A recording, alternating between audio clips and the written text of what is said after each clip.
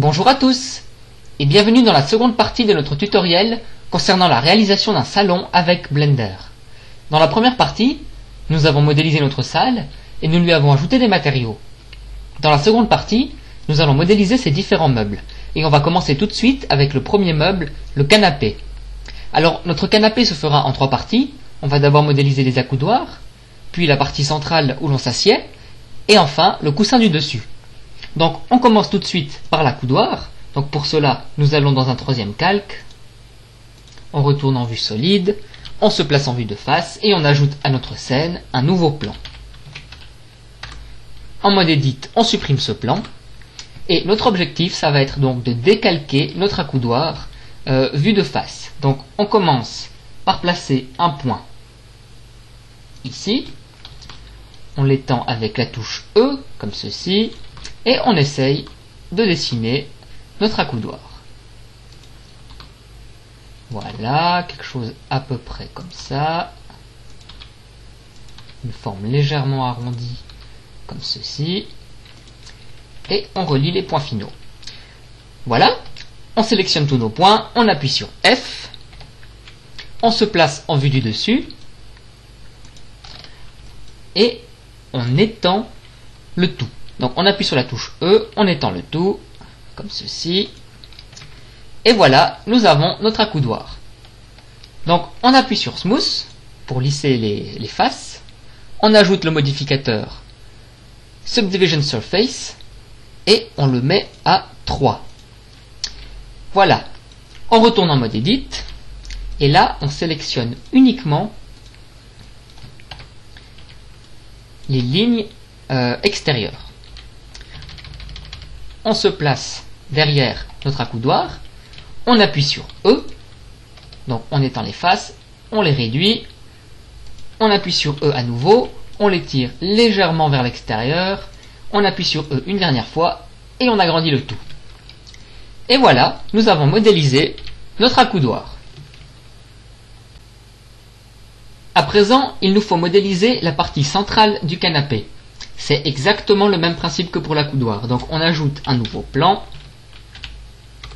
En mode Edit, on supprime ce plan.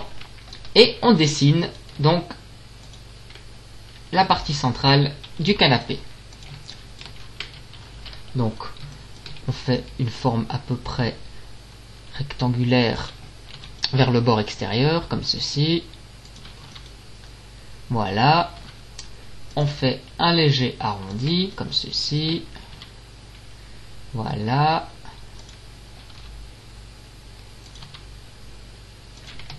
Et on relie les points finaux. On essaye également de les aligner, comme ceci. Voilà. Donc on sélectionne tous nos points, on appuie sur F. On se place en vue du dessus. On essaye de placer la partie centrale du canapé au milieu. Comme ceci, voilà. On appuie sur E, on étend le tout.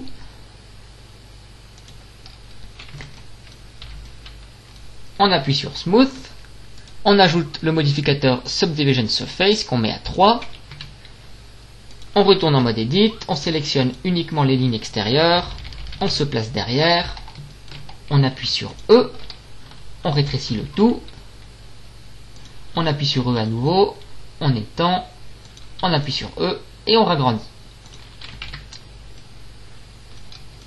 Voilà. Donc ceci c'est la partie centrale de notre canapé. Elle est un peu trop étroite, donc on l'allonge un peu. Comme ceci. Ça semble assez intéressant. On peut ajouter le deuxième accoudoir. Donc on multiplie le premier accoudoir avec Alt D. Voilà. Et maintenant il nous reste à modéliser le coussin supérieur. Donc pour le coussin supérieur, c'est exactement le même principe. On ajoute à notre scène un nouveau plan. En mode Edit, on supprime ce plan et on dessine le coussin supérieur. Donc on commence par ajouter un point ici. On étend ce point. On essaye de monter en faisant une forme légèrement arrondie vers l'extérieur, comme ceci. On revient en arrondi et on redescend en essayant de rejoindre le premier point. Voilà. On sélectionne tous nos points, on appuie sur F, on se place en vue du dessus, on place le coussin au milieu, on déplace légèrement nos points comme ceci, on appuie sur E, on étend le tout,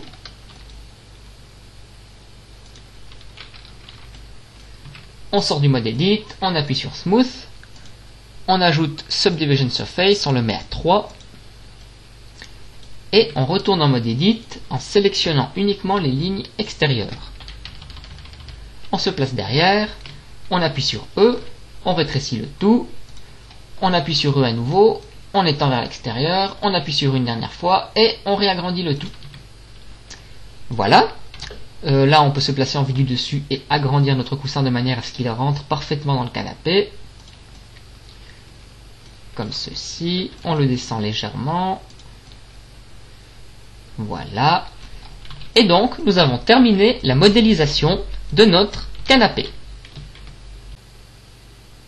Au niveau du matériel, donc, on sélectionne une des parties du canapé, on ajoute un nouveau matériel qu'on appelle canapé, et on va lui ajouter un mix shader relié à un diffuse BSDF et à un glossy.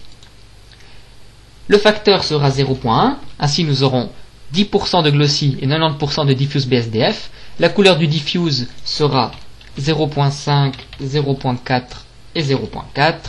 Voilà, une couleur légèrement rose-grise. Et le bruit du glossy sera 0.3. Voilà. On ajoute ce matériel à toutes les parties du canapé, comme ceci. Et nous avons terminé donc la modélisation complète d'un canapé.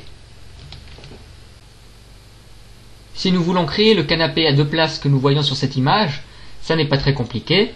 On sélectionne le tout, on le multiplie avec Alt D, on le place légèrement de côté, et la seule différence c'est que nous ajoutons deux places au lieu d'une. Donc on multiplie cette partie avec Alt D, on la colle et on rabat la coudoir. Et voilà, nous avons ainsi un canapé à deux places. Impeccable. À présent, nous allons nous intéresser à la modélisation de la table centrale. Donc, si on observe bien, notre table centrale est composée uniquement de cylindres. Elle est donc très simple à modéliser. Donc, pour la modéliser, on retourne dans Blender, on change de calque, et on ajoute à notre scène un nouveau cylindre. On donne à ce cylindre 64 vertices, on passe en mode Edit, et on aplatit le tout. Comme ceci, ça nous forme donc la première tablette, on multiplie le tout, et on forme ainsi la deuxième tablette, que l'on place légèrement au-dessus. Impeccable. Nous pouvons donc à présent travailler les socles, donc on ajoute un nouveau cylindre, que l'on donne cette fois-ci 16 vertices, car il sera beaucoup plus petit, donc il a besoin de beaucoup moins de détails. Voilà, on le réduit comme ceci, on le multiplie, on l'agrandit et on l'aplatit, car le cylindre du bas doit être beaucoup plus large, sinon la table tombe, normalement. Voilà, et on peut faire la liaison entre les deux, avec ce dernier cylindre.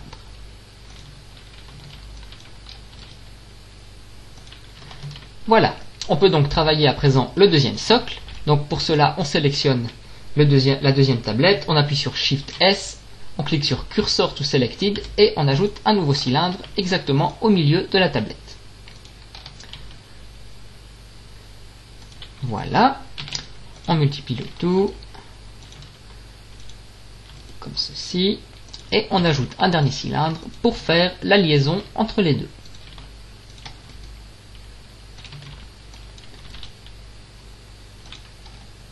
Voilà, nous avons donc terminé la modélisation de notre table. Ici, si on regarde, ce n'est pas arrondi, donc pour arrondir, on sélectionne Smooth, mais ça arrondit également les bords supérieurs, ce qu'on ne veut pas. Donc, on ajoute le modificateur Edge Split. Voilà, donc là nous n'avons arrondi que les bords extérieurs. Impeccable.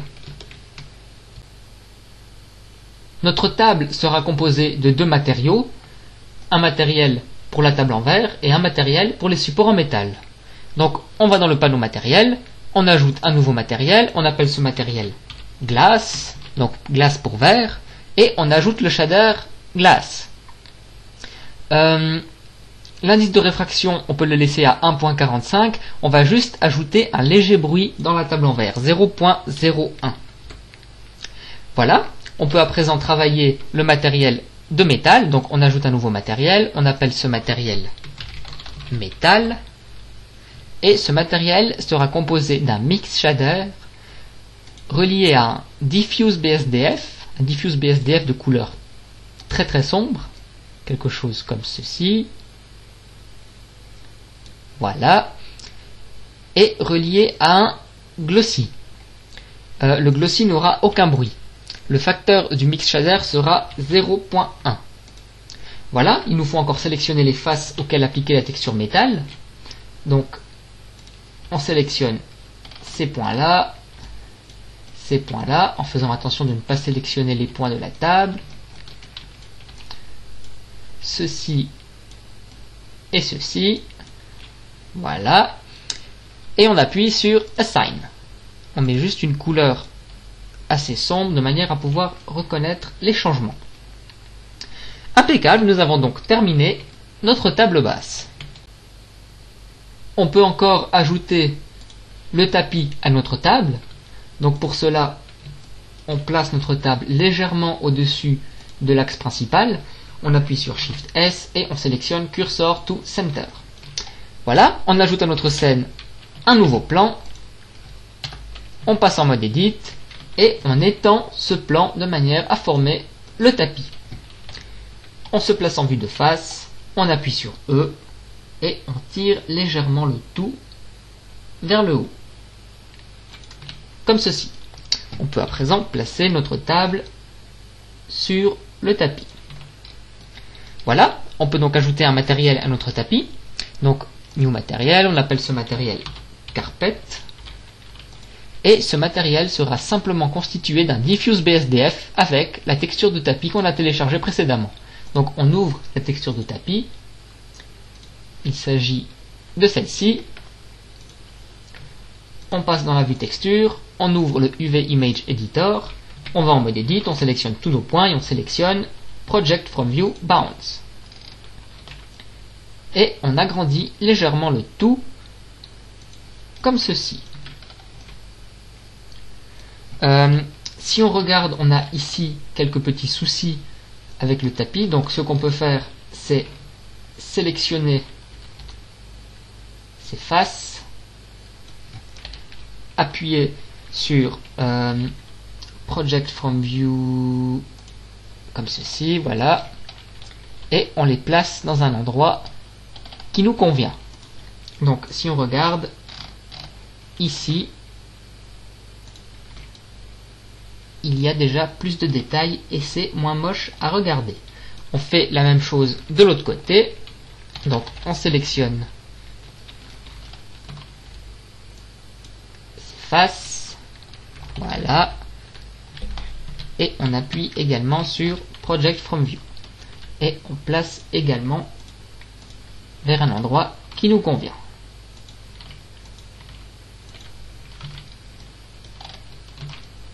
Voilà, on a terminé de texturer notre tapis.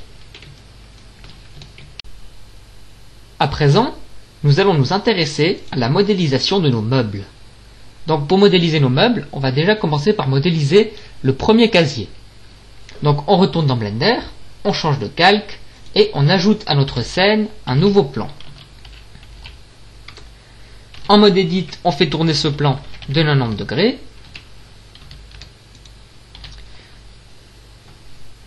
Et on lui donne une forme légèrement rectangulaire comme ceci. On se place en vue du dessus, on appuie sur E et on forme un cube très aplati, puis on agrandit les faces que l'on a étendues. Voilà, ça nous forme donc le premier casier. On peut à présent modéliser la poignée. Donc on ajoute à notre objet un nouveau cube que l'on rétrécit comme ceci. On le tire vers l'extérieur, on l'allonge, puis on sélectionne uniquement ces deux côtés extérieurs. On appuie sur E, on forme deux petits cubes, puis on sélectionne les côtés intérieurs de ces cubes qu'on appuie sur E et qu'on rabat vers l'intérieur du casier. Et donc cela nous forme notre première poignée. Donc on peut à présent ajouter un matériel à notre premier casier. Donc il y aura deux matériaux, le matériel de plastique blanc et le matériel de la poignée. Le matériel de la poignée sera le matériel métal qu'on a déjà utilisé précédemment. Donc on va dans le panneau matériel, on ajoute un nouveau matériel, on l'appelle meuble, et ce matériel sera constitué d'un mix shader qui contiendra un diffuse BSDF de couleur blanche et un glossy avec 0.002 de bruit. Le facteur du mix shader sera 0.2. Voilà, on ajoute un nouveau matériel, on ajoute ce matériel qui sera donc métal, et donc on ajoute métal sur la poignée. On clique sur Assign. Voilà, nous avons donc modélisé le premier casier. Pour ajouter tous les autres casiers, nous allons ajouter deux modificateurs array. Le premier modificateur array servira à fabriquer la première rangée et le deuxième servira à fabriquer les rangées du haut. Seulement, le deuxième modificateur se fait toujours selon l'axe des X. Donc on met l'axe des X à 0 et l'axe des Z à 1. Voilà, on va encore lui demander 5 rangées. Comme ceci. Pour valider les changements, on clique sur Apply et Apply. Donc maintenant, si on passe en mode Edit, nous avons tous les points. On sélectionne tous nos points, on appuie sur CTRL SHIFT ALT C et on sélectionne Géométrie to Origin. Donc là, tous nos points ont été centrés et on peut ajouter un nouveau cube. Voilà. On fait en sorte que le cube ait exactement la même forme que nos rangées, comme ceci. Et on réduit l'arrière légèrement. Voilà. On peut encore ajouter un nouveau cube. Un nouveau cube que l'on fait très plat et que l'on applique légèrement plus grand que le cube principal. Comme ceci, ça nous servira à faire une petite tablette sur notre meuble. Voilà.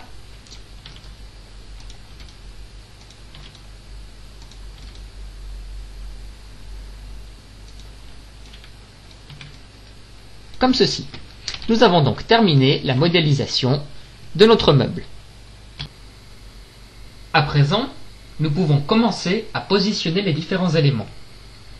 Donc, on active le premier calque, on active le deuxième, et on active le quatrième, c'est-à-dire sol, salle et table basse avec tapis. On passe en vue du dessus, on supprime l'éclairage temporaire qu'on avait mis pour le sol, et on essaye de donner une taille acceptable à notre table basse.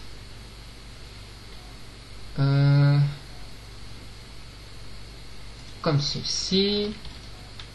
On la place légèrement plus haut. On place le tapis sur le sol. Et on se rend compte que notre table est un peu trop haute. Donc on passe en mode Edit et on rétrécit notre table comme ceci. Voilà. On peut activer le calque des canapés et positionner les canapés. Donc on sélectionne le premier canapé, on le fait tourner, on le place proche du tapis. Le grand canapé, on le place ici. Voilà. Et on ajoute un dernier canapé.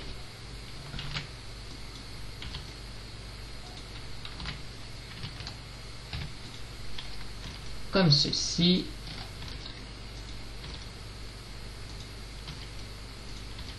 proche du tapis. Voilà, on règle un peu la caméra de manière à ce qu'elle voie toute la scène. Ça semble pas mal. Ok, on peut à présent ajouter les étagères.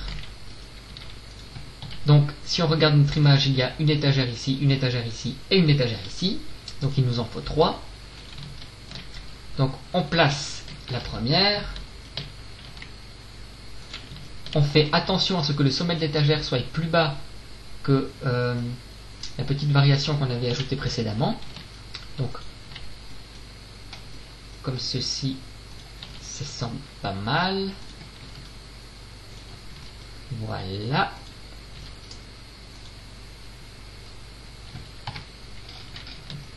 On la colle contre le mur.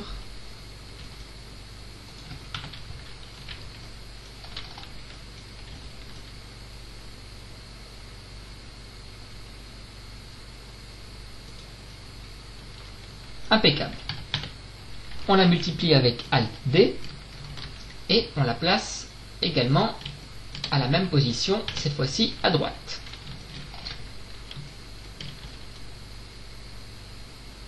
Voilà. Puis on la multiplie une dernière fois.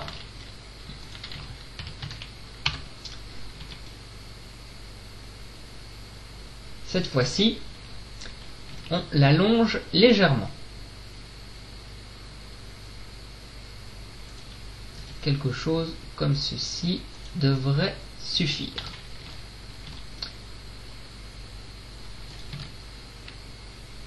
Voilà, nous avons donc terminé la deuxième partie de notre tutoriel. Dans la troisième partie, nous avons travaillé l'éclairage et finalisé la modélisation en ajoutant des tableaux et des lampes. J'espère que ça vous a plu et à bientôt.